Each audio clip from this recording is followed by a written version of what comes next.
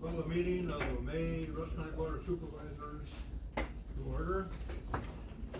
We will start out with roll call.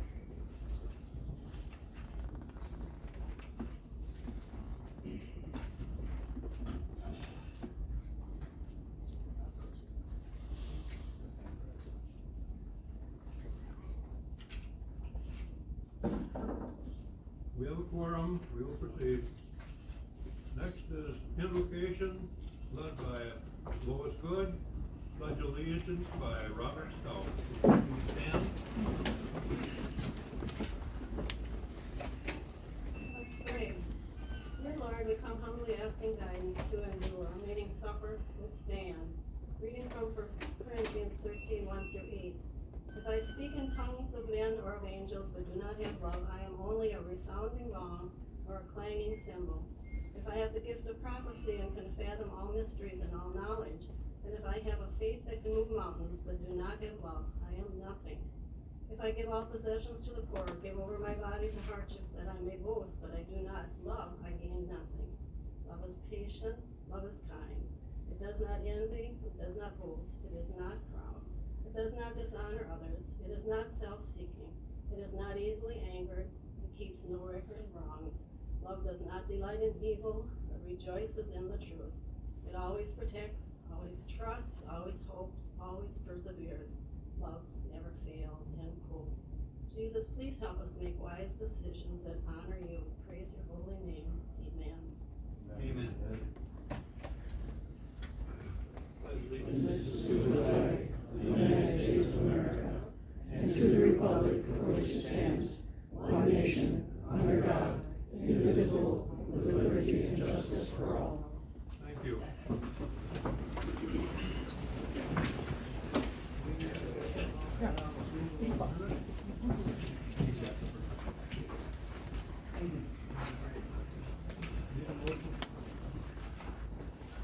Any additions or corrections?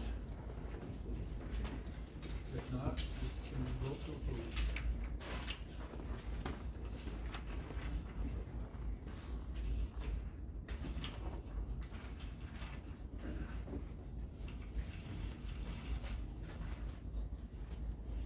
Passed by majority vote. Minutes are approved. Now we have public comment. Anybody wish to speak?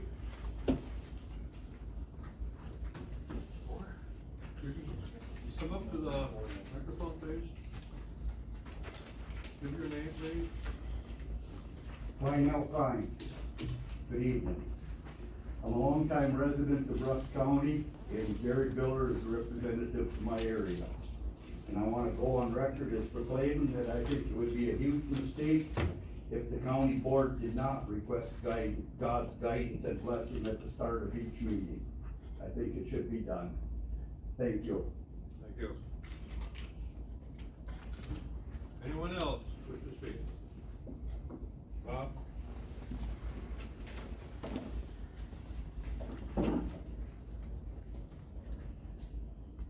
Bob Naraki, I was a member of your board, and I know you guys got tough jobs sometimes, and you got things to do. And I also would very much appreciate it if you let God lead you, because there's thousands of people in our community who lift representatives and leaders such as yourselves up to God. And you answer to somebody higher than even us. You guys answer to God, and you need God's wisdom. God only knows you need God's wisdom to do your job. Thank you. Thank you. Anyone else? Yes.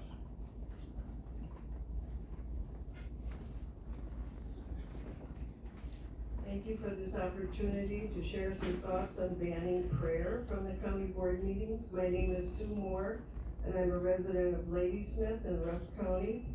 I've heard that there may be some opposition to including a prayer before our county board meetings. I believe it is paramount that we continue to have a prayer before these meetings, because it is acknowledgement and an invitation to our Creator God to come into our presence and help us express qualities of truth, steadfastness, humility, honesty, and love for our community as decisions are made. Everyone has a different idea of who God is and pray in different ways. Some with arms outstretched, joyously praising our Maker. Some bow their heads and fold their hands in quiet reverence to an all-loving God. But all forms of prayer and praise is what is acceptable. Our forefathers wanted us to begin and enlist His will as we go about the hard task of decision-making in our various committees. Many of our forefathers were Bible-reading and praying men as they sought to establish this nation. George Washington said, and I quote, "It is impossible to govern the world," and I interject Rusk County, "without God. It is the duty of all nations," and adding district supervisors, "to acknowledge the providence of Almighty God, to obey His will, to be grateful for His benefits, and humbly implore His protection and favor." And if we look at the First Amendment, there might be some discussion about a separation of state and church. But in contrast to this emphasis on separation, the Supreme Court in Zurich versus Clausen in 1952 upheld accommodationism, holding that the nations, and I quote, "institutions presuppose a supreme being, and that government recognition of God does not constitute the establishment of a state church as the Constitution authors intended to prohibit." So I humbly ask you to continue to have prayer at these meetings. Thank you for your time. Thank you. Anybody else? Paula Carroll?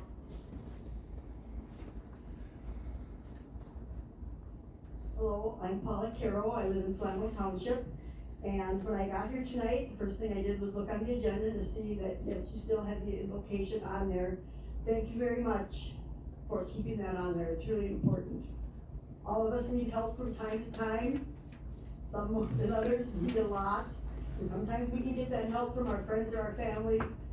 But usually the big help comes from God. That's where we need the help. And I'm so glad that you guys are humble enough and honest enough to admit that you do need help, and will publicly ask God for help before these meetings. So thank you very much for keeping it on the agenda. Thank you. Anyone else wish to speak? Go ahead.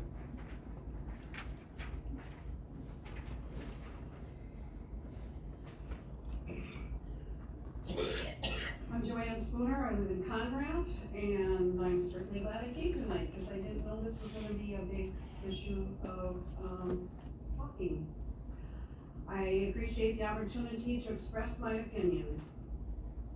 And first, I'd like to begin by saying that I faithfully attend my Christian church, but this is not church. You're a government entity elected to carry out the business of the county.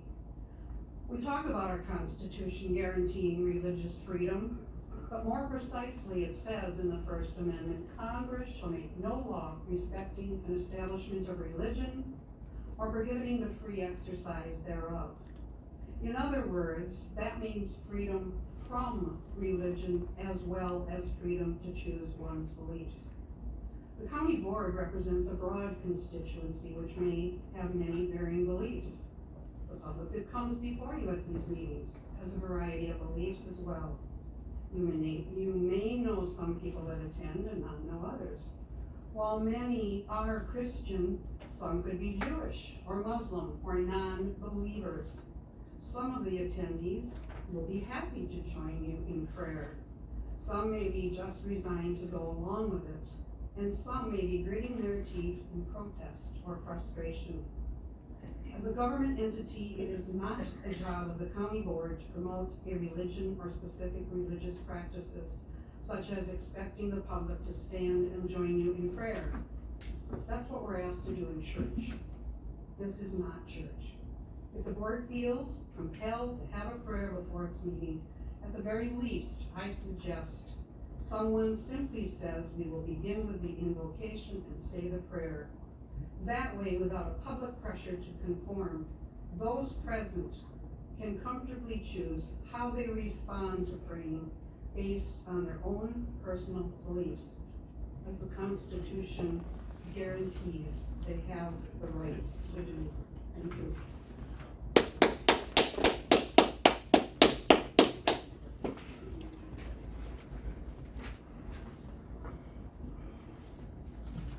Webster Bruce, man, I come to these meetings and I put them on YouTube and look what we get. Because I'm the reason that these people are here.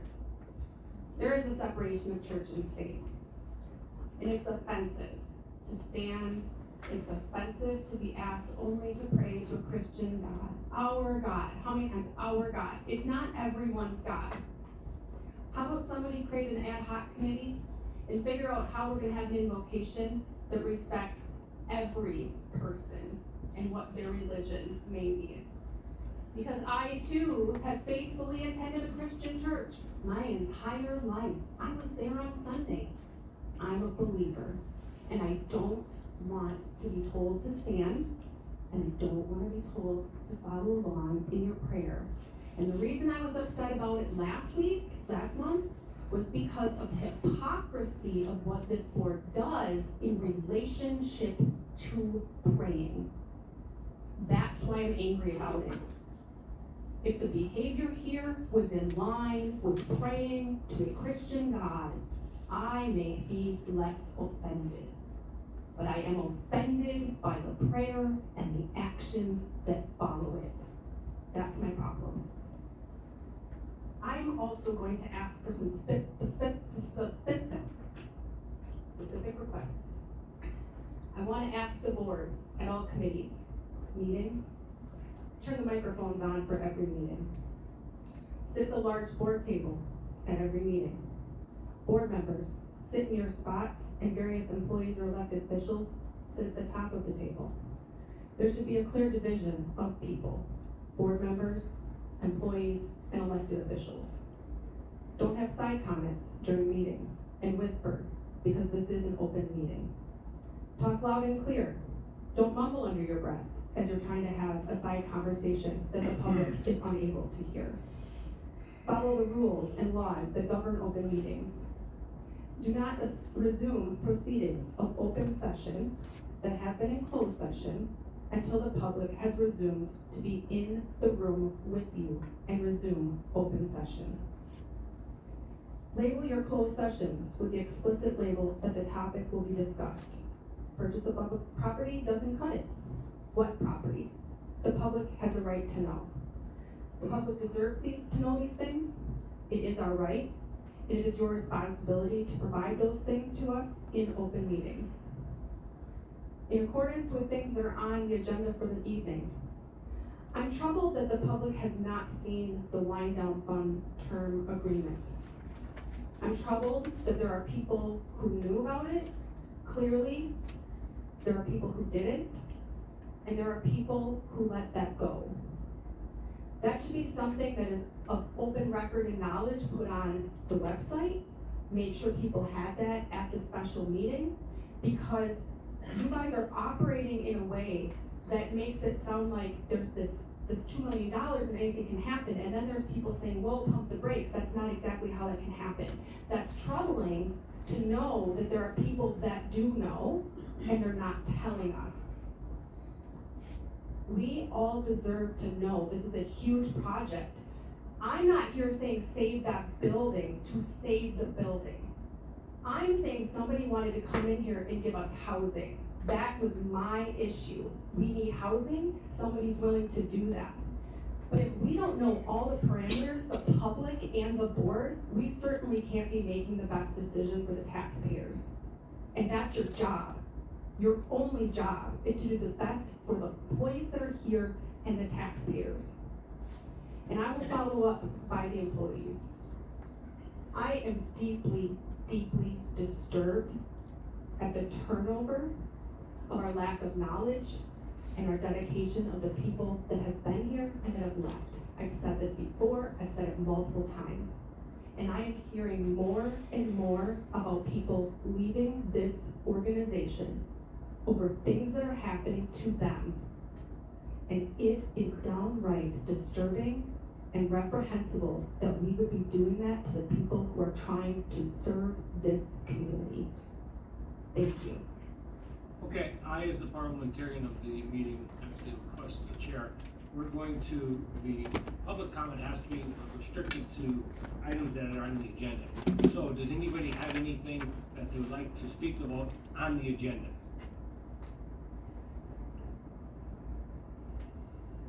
If not, public comment is over.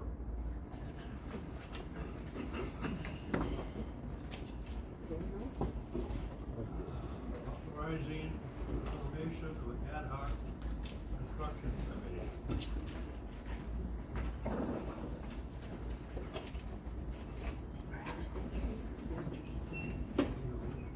Not a motion second. Thank you.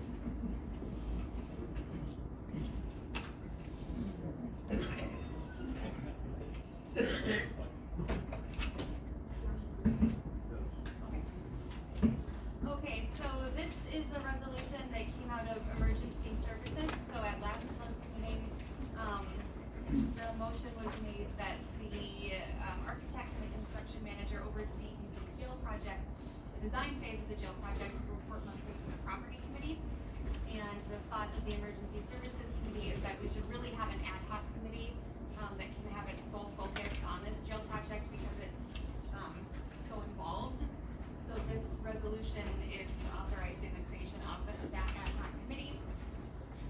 One member from emergency services, one from property, one from finance, the board chair, and an at-large member. And all 5 of those positions are up for appointment later on in the agenda.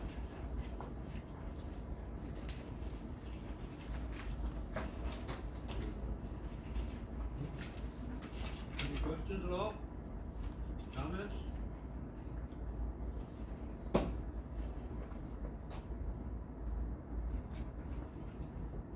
Okay, you can vote right now if you're in favor of it, or opposed to it.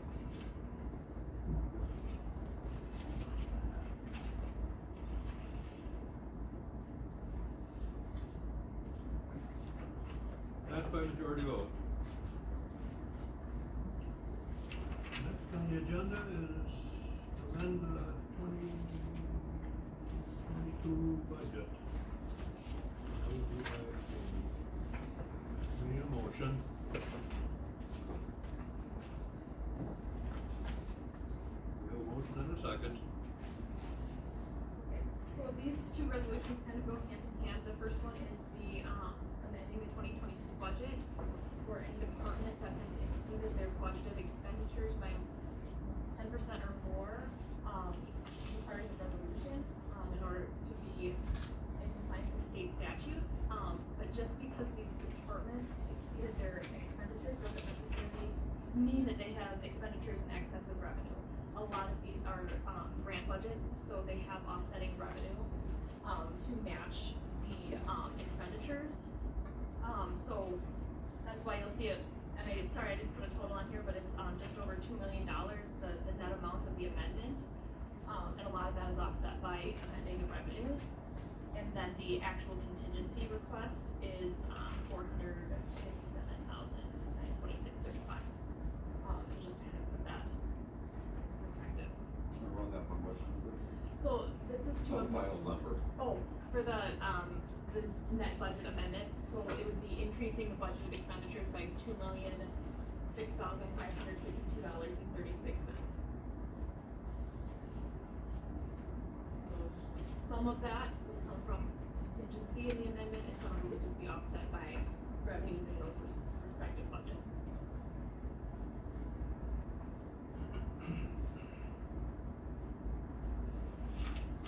Any other questions? Some of this thing doesn't have to do with. Yes, Change. the biggest part of the reason why the sheriff's department is over budget is because the mileage charged based on their squad usage was budgeted at 25 cents per mile. But after that, we made the decision, or you guys made the decision to, charge it at the IRS rate. So the budget was never amended for that change, so that was about $130,000 of the amount that they're over on their expenditures. Any other questions? Not?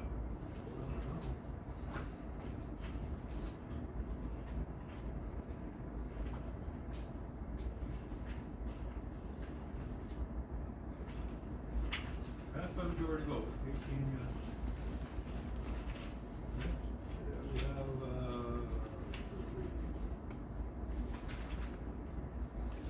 approve 2022 contingency and power line transfers.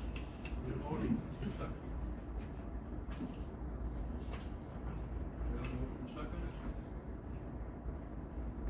So this is just the other side of, the budget amendment, actually, moving money from contingency into the respective budgets that did have expenditures in excess of revenue, or they just didn't have continuing appropriations to cover.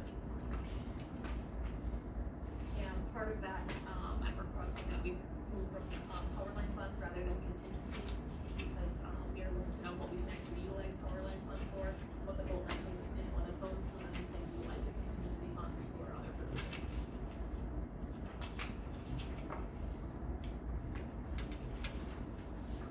Any questions?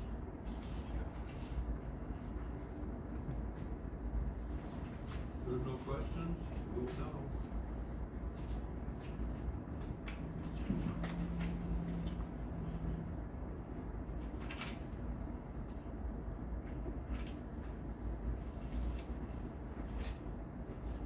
Passed by majority vote, 18 yes.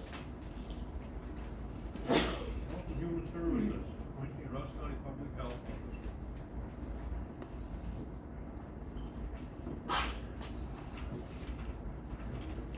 Okay, so I'd like to introduce Jeremy Jacobs, our Executive Director of HHS, and he is here to present our new public health officer. That was the part that I was all prepared for, is that my name is Jeremy Jacobs, I'm representing Health and Human Services, like you don't know who I am. Before you tonight is a very simple and concise resolution that I am very pleased after an exhaustive search, having not had a health officer in our health department since November of 2022.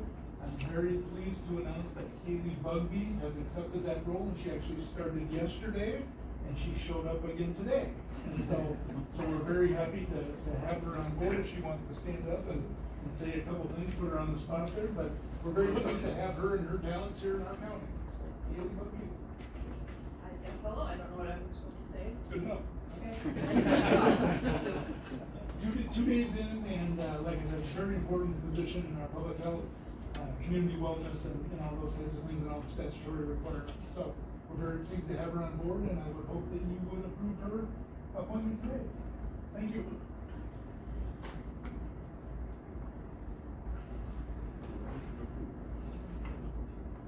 Okay. We vote now.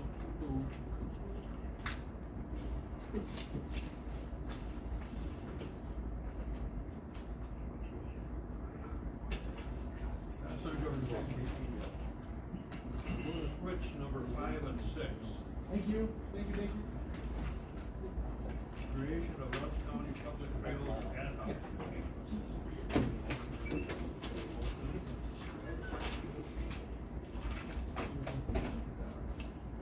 Phil, you're gonna present that? Sure. So, before you is a resolution to create a public trails ad hoc committee. As you'll notice, the agenda item number 5 is the modification of our ordinance. And some of the modifications that come with our ordinances, some of the trails will be signed open, and those will be the only trails that will be open. If it's not signed open, it's gonna be closed. And we had that ad hoc committee who got together and came up with a whole bunch of trails that we could keep open that didn't violate our BMPs and all the problems we had where we were in violation with the DNR. So, in creating that ordinance to really protect the public, we had to create a public trails ad hoc committee, so the public has some say. And you'll see here, it's a 7-member committee, and we're gonna take people from different walks of life, different parts of the county that can investigate these trails, because there's a lot of logging roads out. This isn't the built ATV trails. We're talking about logging roads that people can drive their ATVs down. And quite frankly, the forestry department has a whole bunch of other responsibilities besides for just checking out these trails to see, is this good for an ATV trail? Is this good for a walking trail? Is this good for blueberry picking? Whatever the case may be. So this resolution creates a committee, and we're gonna stagger the members so we don't have all 7 of them starting and then all of them quitting all at once. So that we can keep the public's best interest in mind, so we can encourage responsible forest use, both for tourism, for logging, for everybody. So we can keep everybody happy so that it can be used by everybody. This resolution creates that committee, and if this passes, then we're confident we can vote on the ordinance that we're protecting the public and not taking a chance that there'll just be overreach by a bunch of board members. You know, the public's gonna have their voice heard with this.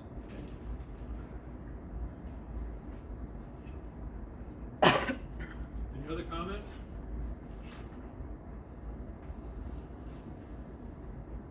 I just wondered if, I would assume this is a paid per diem committee? We don't state it in the resolution, but we should be clear on that, so we're not. We've not discussed that, and I wasn't gonna put pay in there, but we could discuss that if you think that maybe we should put a per diem in there. I would be all for, if you wanted to modify that to add a per diem. Any other comments? Mr. DeFeo. Part of the reason, Randy or anybody else, I think that it wasn't put in here, is when we did the ad hoc committee to go over all these trails, there was 2 of us from forestry on there. Actually, Shane Sanders began with it and Phil finished. And I was the other one, but we did that with 9 other outside guys. 8 other outside guys, and we did that as nothing. Even us board members, it's not paid, so that's kind of part of the reason it didn't get. I'm just looking. Any other comments? Mr. Willingham. Thank you, Mr. Chairman. No, I understand that this would be an ongoing committee, and it seems to me that probably ad hoc is probably not doesn't really define, ad hoc is usually a short term, and so it would probably become more of a standing committee. And I know that all of our standing committees that have citizen participants, if I understand, remember correctly, do receive the per diem that the board members receive. And I would definitely support that. I think, we're asking them to do a pretty important job. And I think it's worthy of being as important enough to get paid for. I don't know if we need a. You wanna make that as an amendment? Resolution? You wanna make that as an I would amendment? certainly make that as an amendment. From reviewing the resolution, my suggestion would be, at the end of the second, we resolved. Amendment button. Oh, I'm sorry. There you go. I thought all I had to do was say it. Each member shall receive a per diem consistent with Rusk County policy. I like that.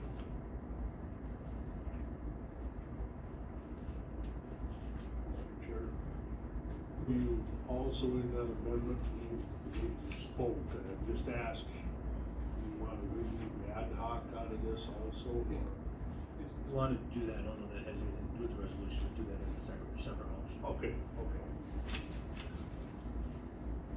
So you got a motion? Yeah, second on it. Any other comments? Okay. I know we did have a game.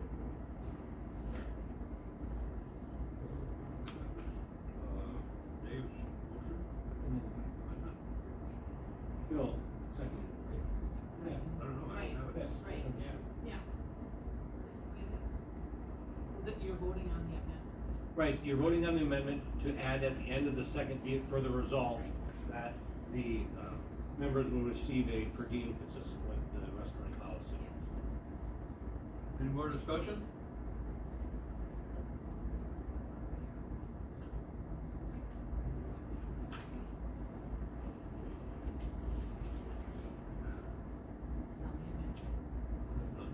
Yes, passed by a majority of 18. Now we got the original resolution. You wanna vote on that with the amendment?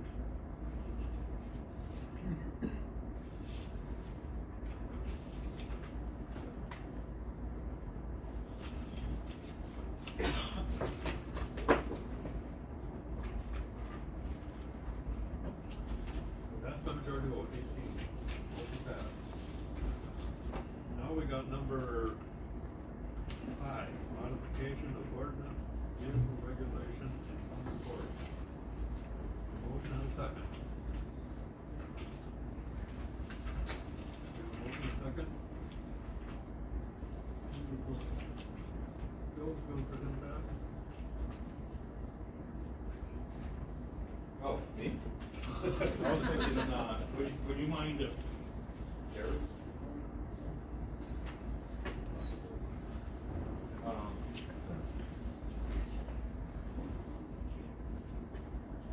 So,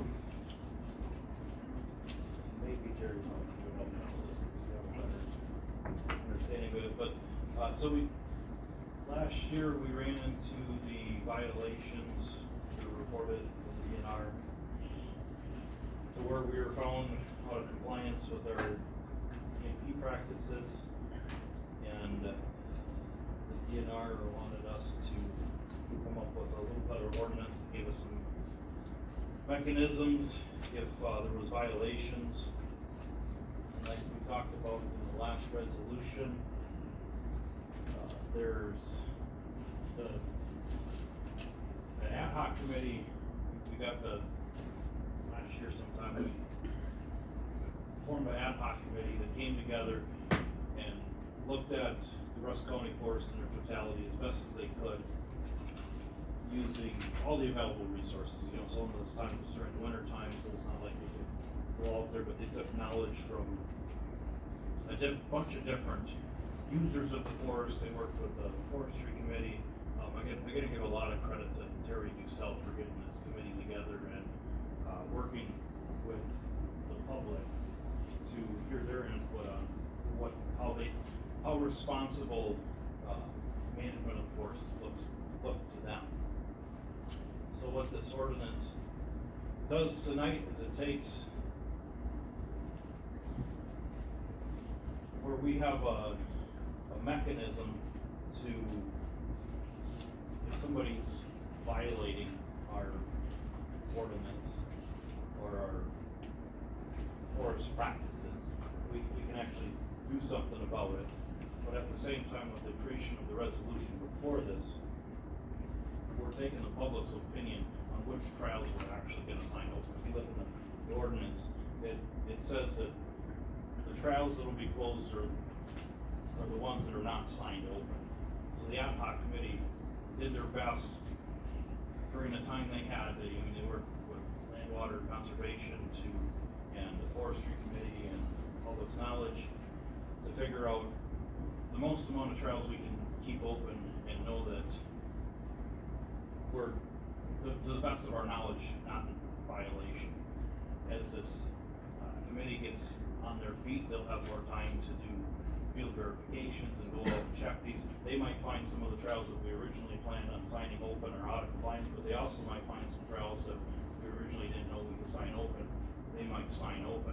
And as a standing committee, they'll be able to take requests if somebody's like, hey, I think this section of the trail, logging trails over here, could be used by ATVs because they're not crossing streams or driving through a swamp. They would be able to take a look at it and say, you're right, this is something we can sign open, or this is something we can sign closed. So, this ordinance here tonight will keep us in compliance. So we're not at risk at losing, was it about $1 million a year in carbon credits?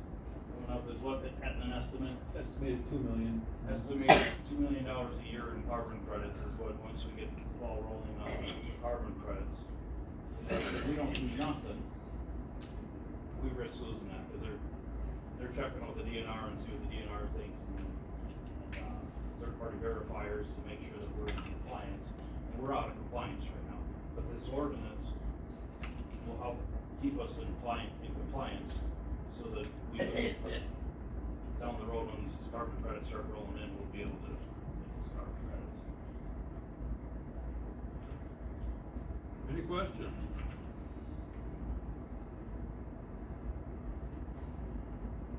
Mr. Raven? Yeah, Bill, I'd like to know, how that $2 million carbon credits a year, how much of that would go back into, either managing or driving trails that post in? That's a good question. So I was thinking that we should look at creating a resolution that says 25% or a certain percentage of that should go back into improving more logging roads so we can have more access. That's not committed at this point, but I think that's a valid future resolution. When we started developing parks years ago, we took $75,000 out of that money, forced money off the town, put back in the park projects. So, this could be the same type of thing.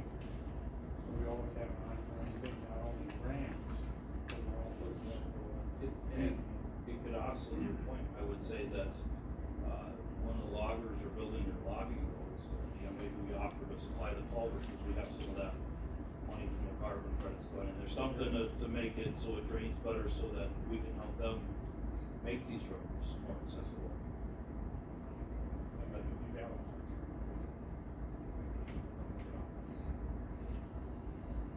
Mr. Kudo? Thank you, Mr. Chairman. I just have a quick question for you.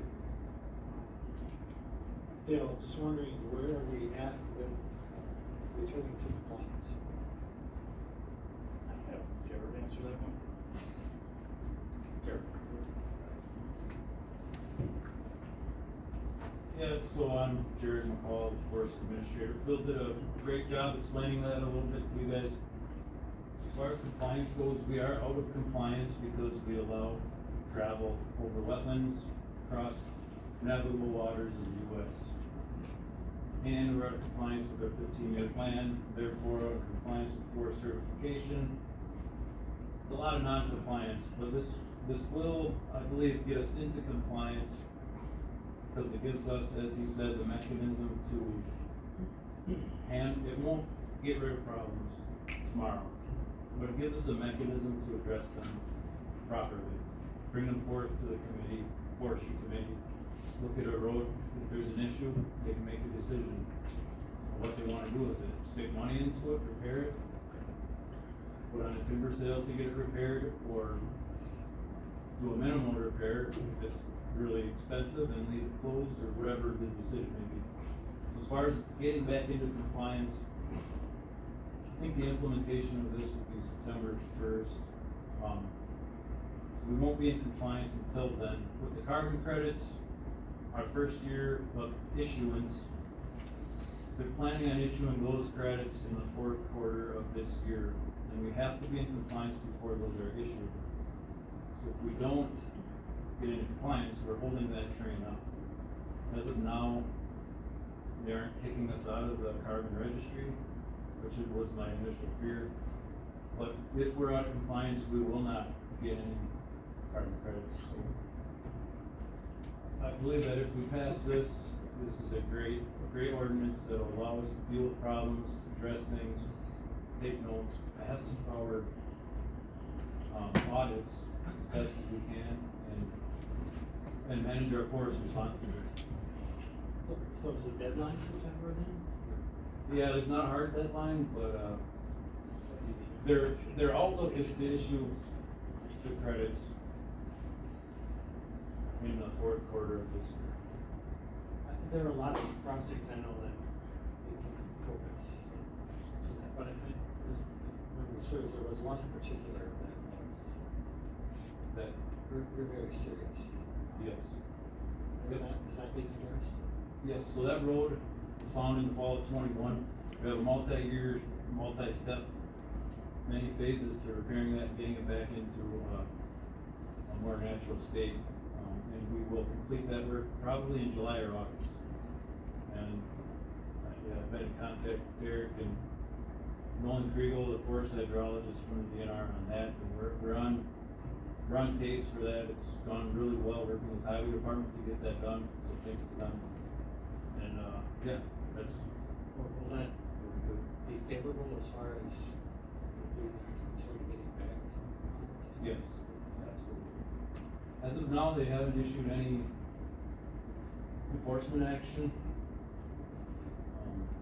That threat is out there, but with all the work that's gone into all this ordinance and that particular road,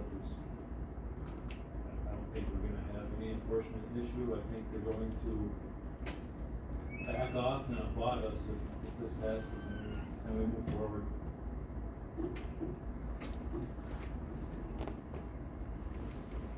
Any more questions? Mr. Tater? Yeah, I see one thing on here that is troubling. We're going from a 2,000-pound machine to a 3,000-pound machine. Yeah, Actually, that's our biggest problem as it is. We're too heavy at 2,000. We started out with 3-wheelers. I go back a ways. We went to 4-wheelers. We got a little wider. We had to widen our gates for those. And so now we're going from a ton to a ton and a half. We're going behind. That was actually. Would you like me to address this possible? Certainly that's a problem for our logging roads. That is, however, driven by, I don't know, a national craze. Everybody loves these big UTVs. And statewide, that's how it's been going. I believe we have the option to opt out of UTV participation, but that's gonna cut a majority of people that are out there. And we'll then lose that portion of the maintenance funding for those trails. Yeah, they're heavy, they're powerful, they do a lot of damage, and that's part of the reason we're in this predicament, for sure. Jared, am I right that wasn't something in January, that was already in January? Yes, that's already, we already have 3,000-pound UTVs on our trails. I was just gonna add that this is a living document. This is gonna change both ways. To make some people happy, to make some people mad. It's gonna go back and forth. there's no doubt about it. It's a good start. I have some problems with some of it, but it's much better than we had, and risk losing $20 million plus.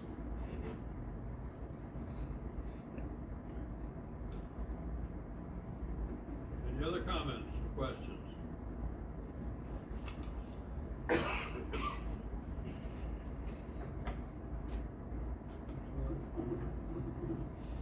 My button's not working. It is working. Oh, there it is, okay. Oh, you told me something.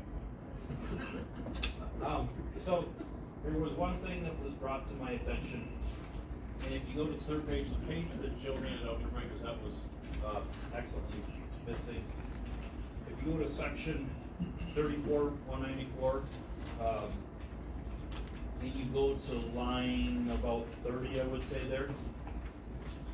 It says, this prohibition shall not apply to a licensed hunter possessing a valid WDNR harvest authorization, retrieving applicable harvested deer, bear, elk, welfare, and regulated hunt of the season. It was brought to my attention that it should be spelled out rather than, put the initials in there, so instead of WDNR, I would like to amend that to say Wisconsin Department of Natural Resources.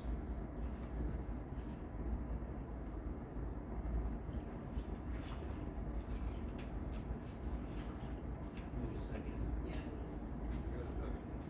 Now we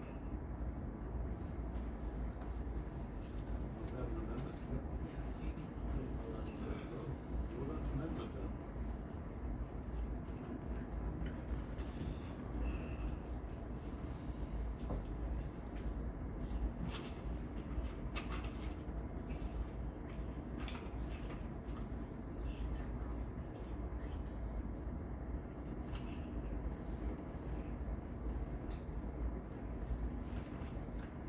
Passed by majority vote, 18 yes. Now we'll vote on the original Resolution as amended, yes. resolution as amended.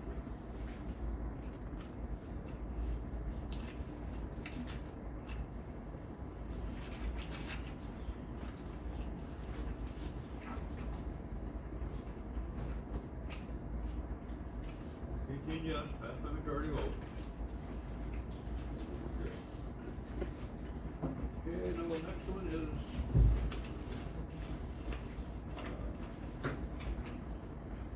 resolution number 14, creation of LTE project manager, decommissioning and demolition. The motion.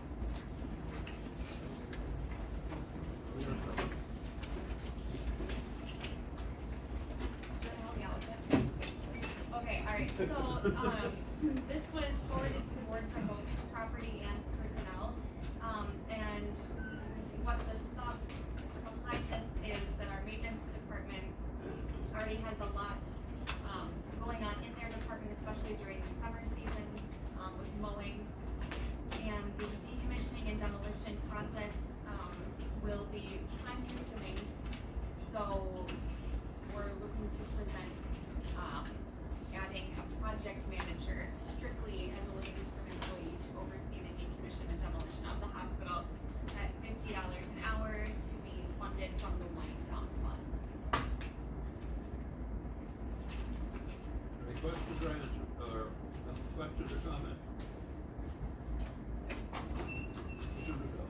That's strictly part-time also, correct? Not just an LTE. It would, But it's like not an a- as needed. Yeah. Any other comments, questions? Mr. Ownership? So is this the one we just passed on personnel, or is this the? Yes, so it was amended in personnel, so, in the very last, paragraph would be it further resolved. It was amended that it no longer says effective May 23rd, 2023, it says upon approval of the personnel committee. Do you wanna explain your amendment, or do you want me to? Either way, it gives us the time to kind of see how it goes and see if we really need this, but also give us, it's pre-approved by the county board, then we can move if we decide that we wanna go show up, but some discussion and constructive discussion on it, so that is needed at this point, it may not well, very well, maybe needed, that gives us some flexibility, so it just kinda gives us another, keeps it moving along, but also gives us an opportunity. I hadn't gone to vote without committing 100% to it tonight. Fair enough. Yeah, so, like, if we move forward along in the process and it seems that our maintenance department is perfectly fine handling the, decommission and demolition, then we don't need to advertise for it. But if it's too much of a burden, then we could advertise for it if we needed to. Any other questions or comments? Yes, I got a comment. The reason we kind of thought of this as bringing this forward was because of we can use the wind down funds, not paying our maintenance guys out of their normal budget to be out there. If we have our normal employees out there, we cannot use it. So this would specifically be for that wind down funds. We need to use it to pay for this, so we're not taking our guys, our regular budget for the maintenance department to be out there working when we could have somebody else do it. They got plenty of stuff to do with it, all the buildings we have, everything, mowing, everything, they're busy enough.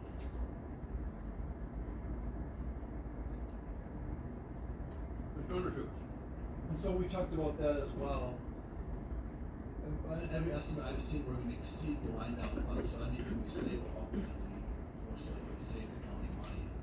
So that was definitely a consideration of ours too, and I guess that's one of the things Jordan gives us the flexibility if we need to, let go, we can. But if we do save the money, it's gonna end up saving the county in excess of the wind down funds, and to save the county. Mr. Raven? Oh, yes, Mr. Chairman, I look on the second page here, this, it says, this first was reported to the property committee. I would hope on a timely fashion, this person, either the property chairman or this person would report to the county board, once in a while, to give an update on what's going on. Certainly, I think at $50 an hour, if this person holds that position even part-time, he should be accountable for all 19 of us here on the board, so I would like to have that timely report of how this thing is going. It could be up to a 2-year project.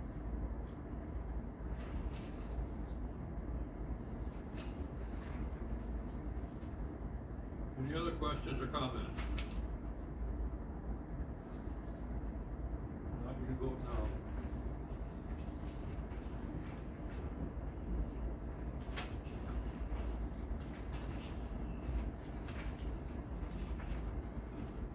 That's my majority vote, 18 yes. Now we've got appointment.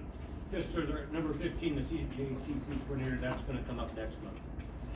And that won't be active on this.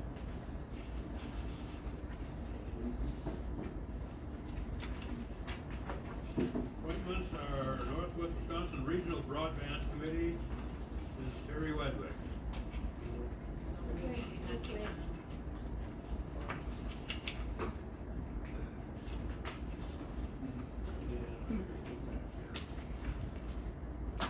Motion and second. Any discussion? Mr. Taylor? Just maybe a little description or a little information. I know that the Regional Planning Commission was involved in this, and Public Service Commission is looking at perhaps the Regional Planning Commission spearheading this effort for broadband in the Northwest District of Wisconsin here. And each county is, they're looking for somebody from each county to represent on that committee, so that's where we're at. Any other comments? Mr. DeZell? Just to add on to what Randy said, Wisconsin Farm Bureau has also passed policy to pay lobbyists to lobby for this also, so to whomever the appointment is, I mean, there is another facet there that is fighting for this, and they're gonna maybe keep together a little bit if they have to. Okay, thank you. Any other comments? You can vote now.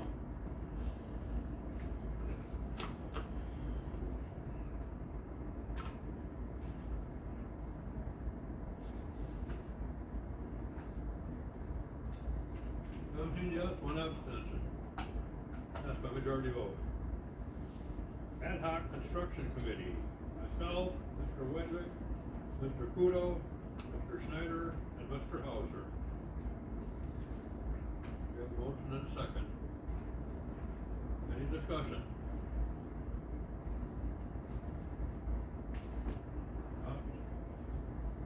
This will replace the property committee now? Yes. Any other questions? Hearing none, vote now.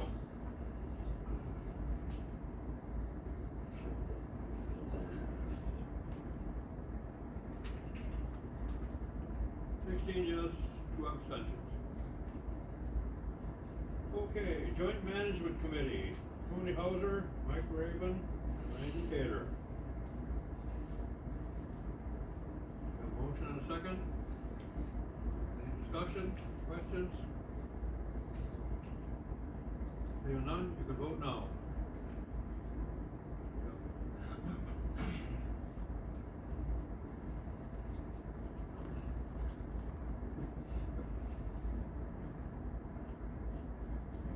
Yes, passed by majority vote. Library Planning Committee. For Ladysmith is Cindy Pullman. Leah Fuse, Andy Kaufman. For Hawkins is Marcia Lyons, and Bruce is Alice Meyer. We have a motion and a second. Any questions? Mr. Tater. There was, another lady from Bruce that asked, if she could attend, and of course she can attend, anybody can attend this meeting, and, I probably will attend it myself. But anyway, anybody, like I said, anybody's entitled to attend that library planning committee. Thank you. Any other questions or comments? Seeing none, you can vote now.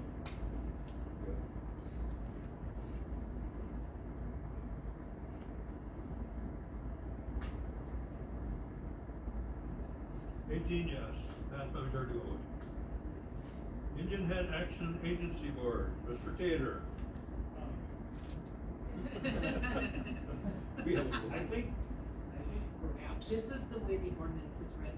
It has not been changed yet. Mr. Willingham and I had discussion on this.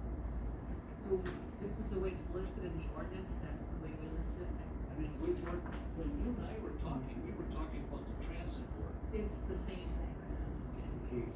Right, Rich. Right, the Indian Head Action Agency Board, yeah, the county board appoints 3 supervisors and 1 president. The Indian Head Community Action Agency is appointed in April. It's already done. I don't think it got done in April. I don't think it got done in April, that's why we're doing it now. Connie, may I speak? I guess I would say. Mr. Williams, go ahead. First of all, the county appoints one person to the Indian Head Community Action Agency Board of Directors. And then the Community Action Agency Board appoints a business citizen member and a low-income representative to make up of the board, which has 3 members from each county. There are a couple of at-large committee members or board members as well, representing, we have to have a legal representative, we have to have a specialist in early childhood education, and someone who would represent, has a background in finance or accounting. And that makes up the Indian Head Board. As many people remember, the Indian Head Community Action Agency started the transit program over 50 years ago and operated it as a portion of their total program. I don't recall the time, but probably in the early 70s, the county board got together with the Indian Head Community Action Agency and created a body called the Rusk County Transit Authority. The purpose of that at the time was that there were funding streams available only to municipalities for transportation, and there were funding streams that were only available to nonprofits for transportation. So by combining, putting together a transit authority that had county board members and Indian Head, Community Action Agency board members, Indian Head was able to access funds from both the nonprofit sector and the municipal sector. So that was a win-win. I'm a little bit sketchy on the dates, but later this century, as I recall, the process for securing the state contracts with the Department of Transportation was changed and required a rather extensive request for proposals that the Transit Authority would have to put out in order to get the contract. For a long time, every person who was capable of providing any kind of transportation in the county had to sign off on, in order for Indian Head to get the grant. So if you owned a school bus or a taxi, I suppose it would be Ubers now, everybody would have to say, yeah, it's okay, we don't want the contract, and then the Indian Head could contract with the DOT. Anyway, subsequent to that change in the DOT's regulations and requirements, Indian Head Transit Board, which was the makeup of the Transit Authority, represented both the county and Indian Head, put together a charter to create a county transit commission, which was not subject to the same rules and regulations as the Transit Authority, for who knows why. Anyway, that resolution that created the charter was approved by the board back then, whenever that came up, and a transit commission was created with representatives from Indian Head, Rusk County, and the city of Ladysmith. They're all the co-sponsors of the commission. My understanding is from my conversation with the county clerk is that somewhere along the line, when the commission was created, the ordinance were not officially changed by the action of the board to create the commission and have bylaws and all that good stuff in the charter. And so currently the ordinance calls for a person to be appointed to represent the county on the transit board, even though in the ordinance it's still the Indian Head Community Action Agency. So my understanding is what we're going to try to do tonight is renew Mr. Tater's membership on the Transit Commission through appointing him to the, so he won't be serving as a member of the Indian Head Community Action Agency board of directors. He will just be serving on the Transit Commission, and then going forward, the Corporation Council will wave his magic wand and get the resolutions put together in the history and get the ordinance rewritten, and so in the meantime, Mr. Tater's term on the Transit Commission was actually up.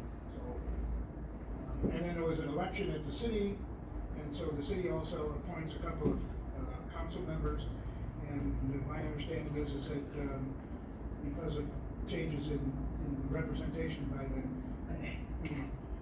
city council, new members were appointed by the city to the Transit Commission as well. So that's where that's at. So. Any other questions? Randy, any more questions? That's got to be the longest explanation. That was good. No other questions? You can go now.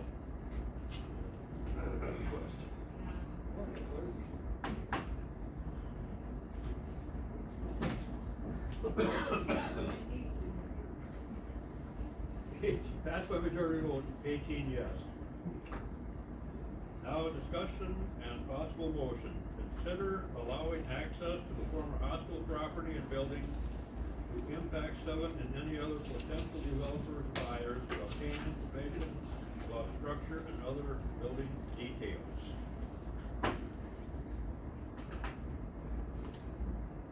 Motion.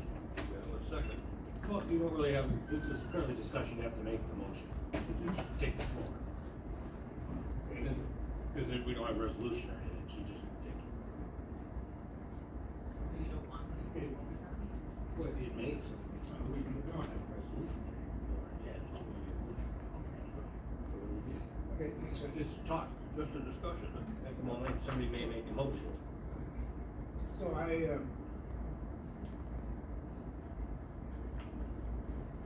think we made a decision, or the property committee made a decision recently to deny a request from Impact 7 to allow them to take a walk through the hospital building with their engineers and other staff that might be able to continue their process of looking at the property and consider the possibility of making another offer to the county, similar to the offer that they made in April. Not wishing to cast any aspersions on the property committee, but it seemed to me that that's such a serious matter in regard to all of the issues that revolve around the disposition of the hospital building and the property, is something serious enough that it ought to be considered by the board. So that's the first issue that I'm concerned about. Secondly, I really think that the board needs to take a really hard look at how we have made the decision and make sure that we all understand how the original wind down fund and the original agreement with Marshfield Clinic Health Systems to sell the hospital, how that wind down fund is regulated by that agreement. And I believe early in the year, the property committee requested some clarification from Marshfield Clinic Health System, received a letter sometime later from Jeff Euclid, the current president of the Marshfield Medical Center in Ladysmith, clarifying the original agreement and stating once again that the wind down fund may only be used in such a way as to prevent the county from losing money if they choose to demolish the building.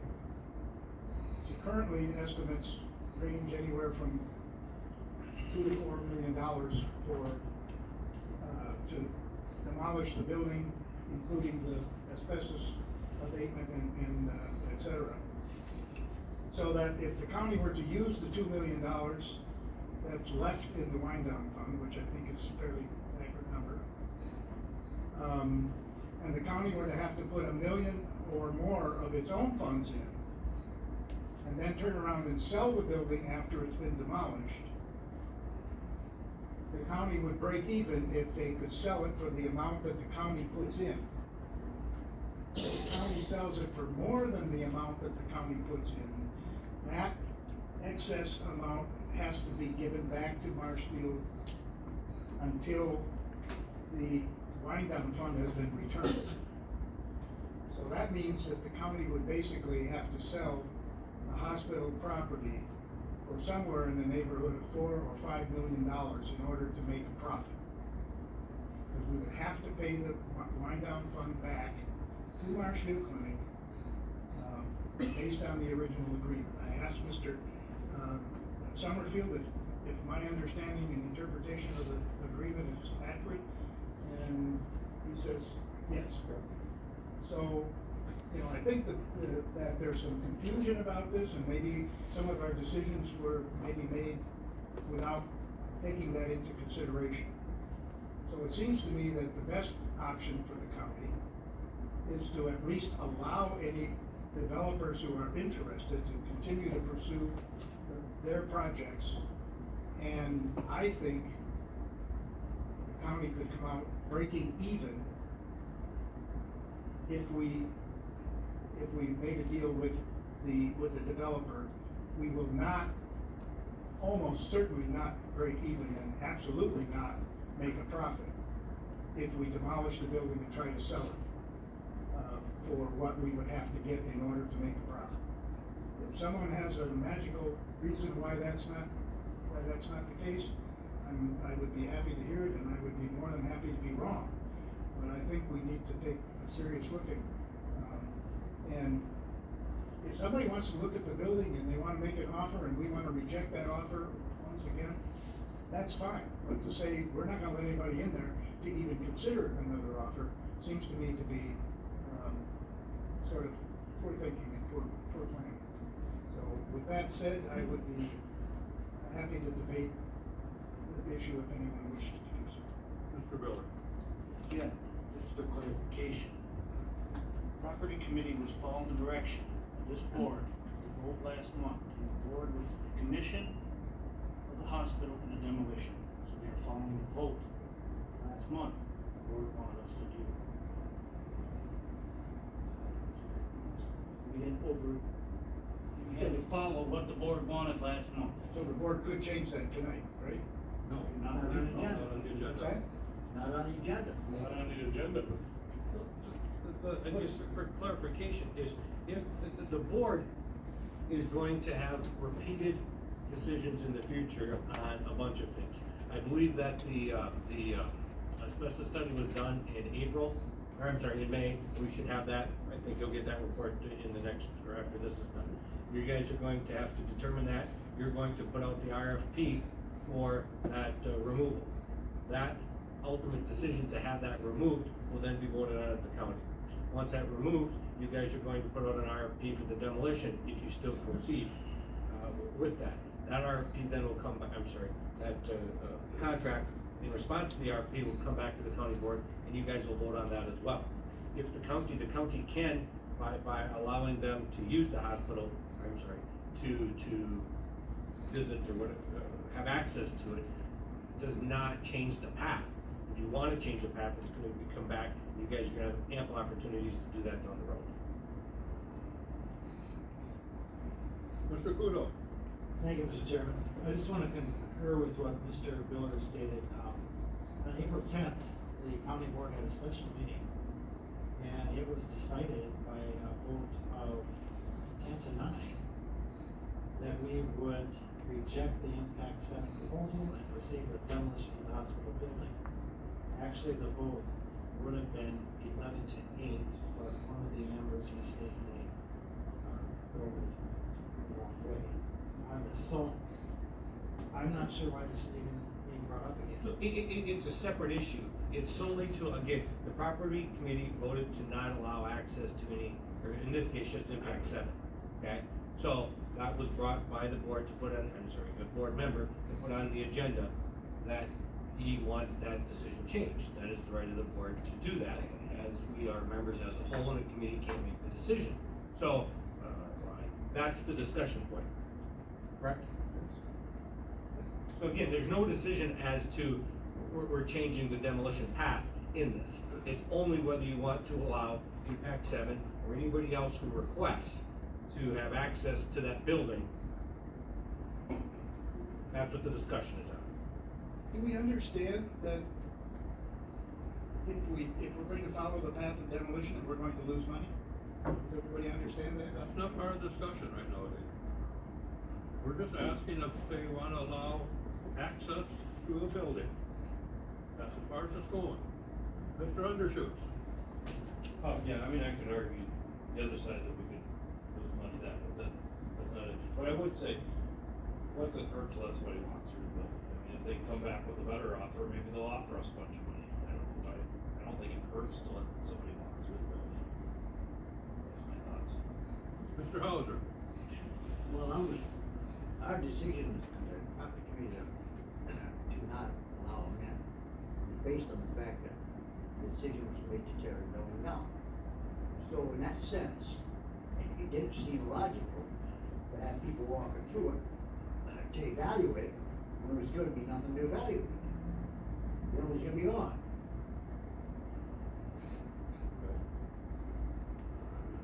Why would you entertain letting people come and go? You have to have somebody, you know, be out there or whatever, following around or whatever. whenever they wanted to come in. Any other comments? There's no vote. No, unless somebody wants to hit their request to speak, well. I would. Mr. Schneider? We've never had anybody really walk through the building, see what its potential is. We have time within all the frameworks, all these various parts we gotta do to do this. I think we should.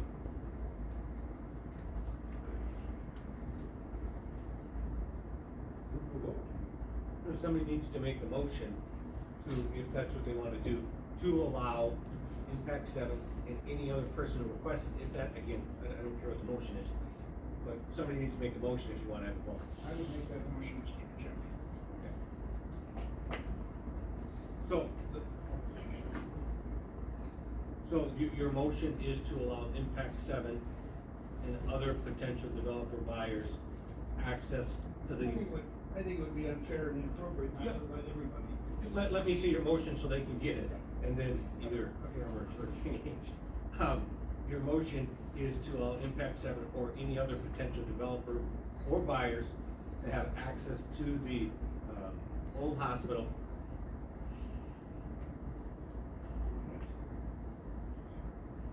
Could I just add that, I think this would be, we just approve the.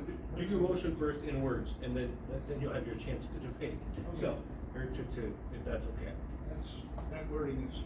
Sufficient? Mr. House?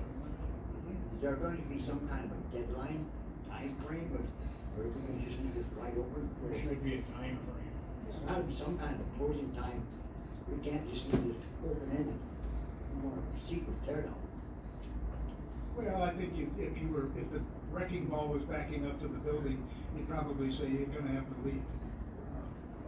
Well, I would say myself, by the time you, go through the RFP, If you sign a contract, I think that would be probably. for you get an RFP for asbestos removal and accept it, I would say that's the deadline. I don't think there should be people in there when they're removing the asbestos. That's what I'm saying. Yeah. I'm saying. I don't think they're planning to move it Asbestos yet. removal stuff, it'd be a cutoff date. Where do you think the That's time good. limit should be? That was good.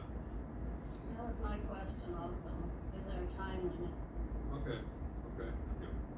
Mr. Manager? I guess the opposition of there being a timeline, even if we're in the middle of tearing it down, there may be an interested party who's like, hey, I'm looking for a piece of property. So I guess I wouldn't limit a time frame. I would say that work with Gary, the facilities manager, to make sure that we're not in the process of tearing out some asbestos at the moment. But I don't think necessarily a timeline. I mean, if we're in the middle of tearing it down, if it's totally torn down, if somebody's interested in the property, I guess. I don't necessarily see the need for a timeline. If somebody wants to buy it, maybe they're interested in buying it once it's torn down. I guess that's the thought. Mr. Undershoots? So yeah, I would tend to agree that it doesn't hurt to let people look at it. That said, there's some good questions on, is how to do and how to go about it. I don't know, depending on the phase of construction, we might need some kind of waiver, Rich should probably weigh in on that. But I'm gonna make a motion if I can, to amend or to send it back to property at the risk of sending my property friends recycling with it. If they could just come through with a policy, a quick policy, one-page policy on how we wanna go about this. They'd have to be a permission, they'd have to ask permission, get permission, obviously depending on where they are. If the wrecking ball's there, we don't want something there because they're gonna get smashed, but there's ways to get around a lot of the questions we have, just with a simple policy, I think, and maybe some kind of consent form or something. And I think they could send it to the property, and if they can bring it back next month, we can have this discussion, and the building's still gonna be that month, I'm confident in that. So, then, that is a priority motion, so it is debatable, we can make it to refer back to committee. Is your motion. Could I ask you a question? So, you need a second before that moves. I just, would ask, it seems to me that if we send it back to the committee, then it comes up in June and we have to go through the whole rigmarole again. And I think the intention was for the board to approve access, and I have no objection to the property committee having some control over that access. So I think we hired somebody, we're talking about hiring somebody to decommission the building, if that's what they're gonna call it.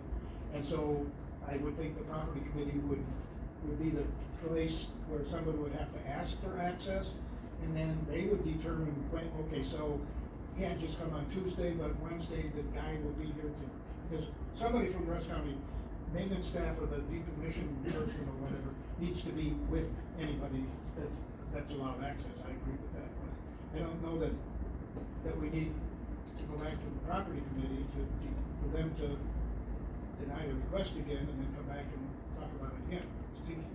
The board can make a decision to approve access and then give the property committee the authority to determine how and when. That makes sense? My motion is to create a policy, bring it back, not to determine, I mean, they already determined that they didn't wanna go that route, we can have that vote again next month. But I would wanna have a policy before, we should have a policy to do this, right? I mean, some kind of, doesn't have to be super, it could be one page, but there should be something that says, this is our protocol, so everybody gets fair access. And yes, they go to the property committee, coordinate with whoever's in charge, but we should have it written down, and then as far as liability should be covered. So then are you saying then that the board approves access, but then we're asking the property committee to create I would, no, I'd a rather policy, see that or are we policy. talking about I'd rather postponing a decision on access for another month? Yes, I'd rather see a policy with that before we make a policy that we approve as a board. And again, the wellness doesn't be there in a month, I mean, this is, we're talking a year, 2 years. And same thing, if it's stuff they go permission for the property committee only meets once a month anyway, so this whole process, maybe part of that policy is how to expedite that request. My only concern is that we've already run the string out a month and a half since the original decision, property committee denied access. Now it's gonna be sometime after June. That limits their ability to do something. I'd be comfortable with the property committee setting a policy and going forward with the direction of the board that we don't for them to allow access, controlled access. So then just point over, so you now have any other discussion on the referring back to the committee? I would respectfully urge us to deny the amendment, and maybe offer a different amendment to allow property to do something different. That's just. Everybody's request to speak but broker is just an open forum tonight. Seems like this is an open debate, so I was just trying to figure this out. Mr. Kudo. Thank you, Mr. Chairman. I simply want to say I would respectfully appreciate the vote being my own decision and not someone else's idea about it. Misunderstood? I don't like being told how to vote, basically. Oh, I'm not telling anybody how to go. I'm thinking. Can direct your comments into the chair. Can a member urge other members? That happens all the time in parliamentary debate, does it not? Yes, but direct your comments to the chair, please, not to each other. Any other comments? So otherwise, you have a motion to refer back any decisions to the property committee. No, my motion is to send back to property to create a policy on how to. Back to property, to write policy and consent form and have property committee forward back to county That's, read that public. Read it loud, so everybody can hear it loud. This is the motion. To amend, send back to property committee to write a policy and consent form and have property committee forward back to county board next month. Right? All in favor? No, don't.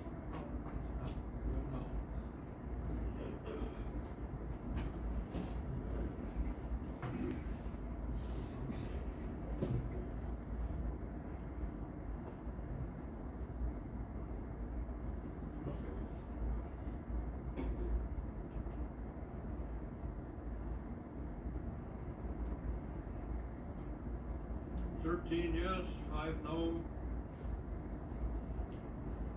Passed by majority vote. Just amended that, so go back.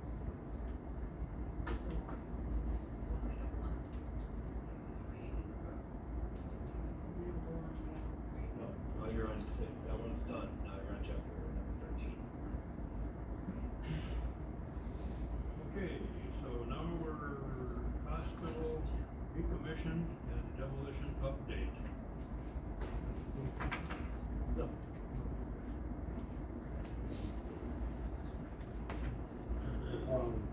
Hi, I'm Gary Schultz, facilities manager. I just got a list of stuff that we've done, the maintenance, has done, since, I don't know, fall of 2022.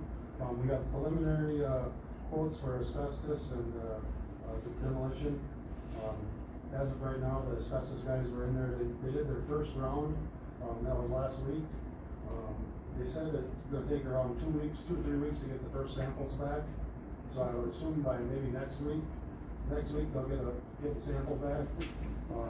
And then they're, gonna have to do a second trip to these specialized areas in the hospital there. I think on their first trip, they did like 300 samples, so, they did quite a few samples.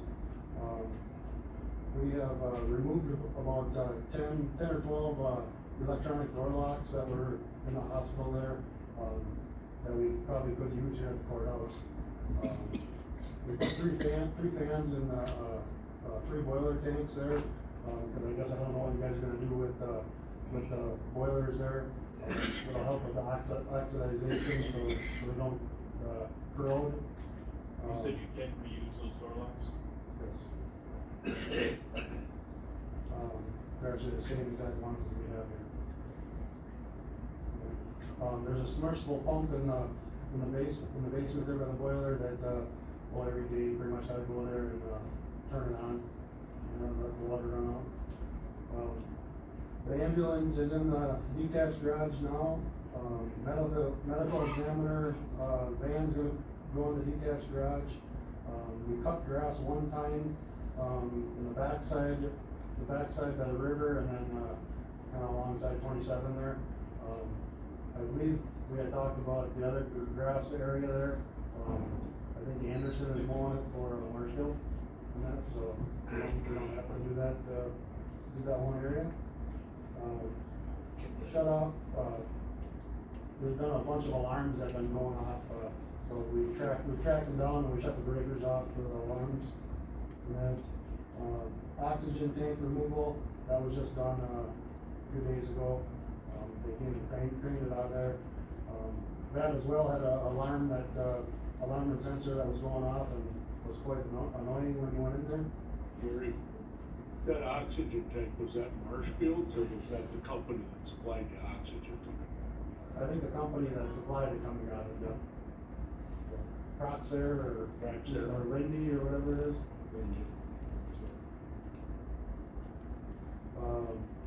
I called the natural gas company and, transferred the accounts. I called Excel Energy and transferred accounts. I called the city and I didn't transfer, I guess I just canceled the dumpster and everything there. There is a waste management dumpster there, I'm assuming Marshfield canceled that.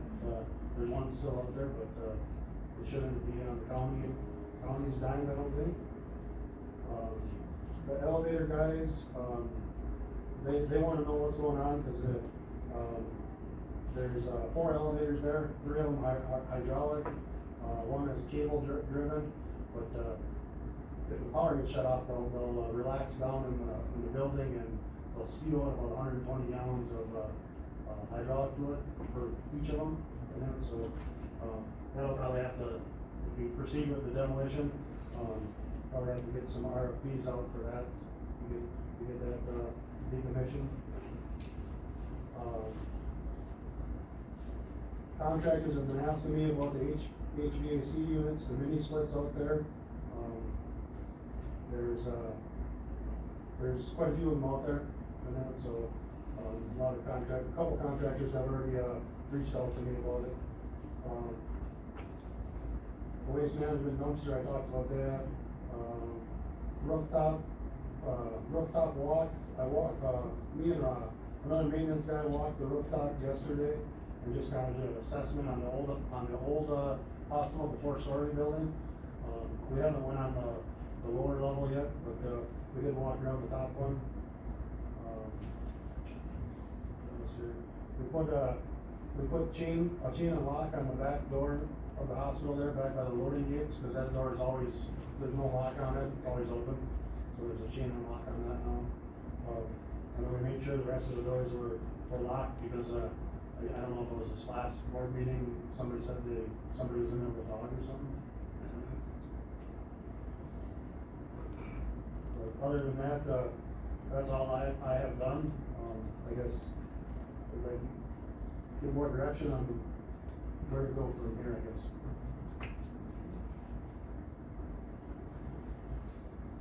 Gary, you mentioned the air conditioners, but there's like those elevators too. I'm sure there's, to some people, valuable parts in those elevators. How are we handling stuff like that? I suppose you couldn't handle it with, in the RFP or somewhere, something like that. I guess I need more direction on what to do, I guess. I mean, I could reach out to these contractors, but, I guess I need more direction from a committee or board, you guys, what, somebody.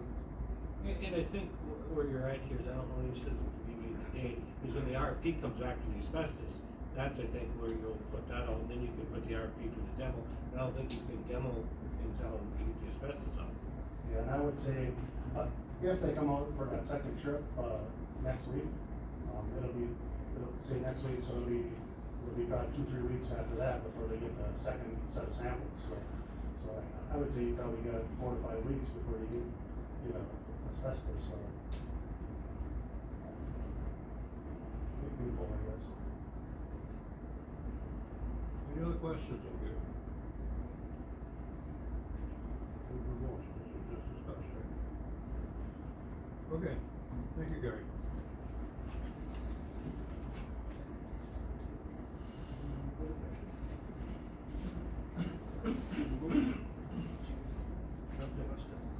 I need a motion. Okay, we're going to closed session. Consider purchase of public property pursuant to Wisconsin Stats 19.85 deliberating or negotiating the purchasing of public properties, the investing of public funds, or conducting other specified public business whenever competitive or bargaining sessions require closed session.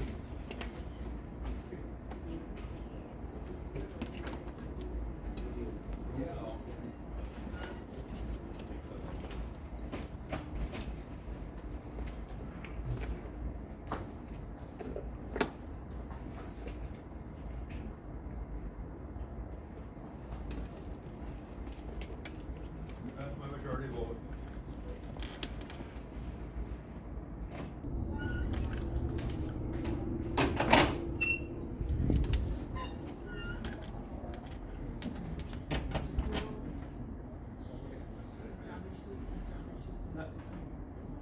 Back in closed or open session.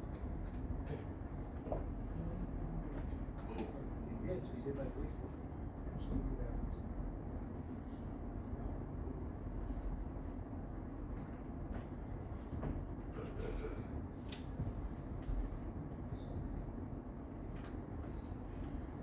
Any announcements? Yes. So, I handed everybody out, you should have a sheet of paper that invites you to the 2023 Rusk County Fly-In Pancake Brunch at the Rusk County Airport. So I'd like to, anybody that would wanna come out and see the planes fly in.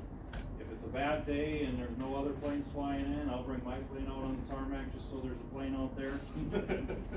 If you fly your own plane in, pilot in command eats free, so if you wanna fly a plane in, by all means, you can eat for free. It'll almost make up for the av gas to get out there. So anyway, I gave everybody a flyer if you guys wanna spread that around. we hope to have a good turnout. We actually know about it ahead of time. A lot of times the flying breakfast kind of becomes a part of a different event, and there's a little small section. This time I'm gonna be able to advertise to more of the pilots in the area. I already talked to my Civil Air Patrol commander. She's gonna send down one of the cap planes if it's good weather, and I think we can get some pilots from around the area flying in if it's good weather. I'd just like to invite everybody out. Any other announcements? Does anybody have updates on that? Who wants to come back to the next meeting? Emergency services, right? HHS, yeah. So he's, doing that.